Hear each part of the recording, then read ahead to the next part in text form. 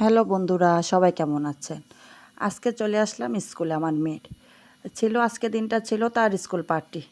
তাই এই যে দেখেন কত সুন্দর করে স্যারেরা মাস্টাররা অনেক সুন্দর করে সাজিয়েছে স্কুলটা, অনেক সুন্দর হয়েছে। তাই তোমাদের সাথে শেয়ার করলাম, একটা মিনি ব্লগ নিয়ে চলে আসলাম। এই যে অনেক সুন্দর করে সাজিয়েছে ওরা।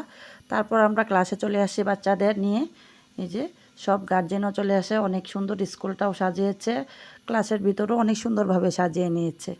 তারপরে তারা বেলুন ফুলিয়ে মা অনেক আনন্দ করছে। ওইদিকে আমরা গার্জেনরা কেক নিয়ে আসছে, সবাই ম্যাডাম দিয়ে স্যারেদের দিয়ে কাটাবে, যেটা হলো ক্লাস ম্যাডাম আমার মেয়ের। অনেক আনন্দ করছে তারা।